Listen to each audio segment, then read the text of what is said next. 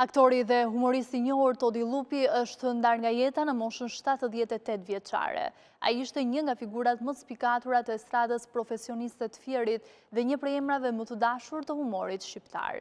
Me një karrierë artistike që zgjati më shumë se 5 dekada, Lupi la gjyrmë të pashlyeshme në skenën shqiptare përmes roleve plot humor, personazheve autentike dhe interpretimeve mjeshtërore të dialektit myzeqar.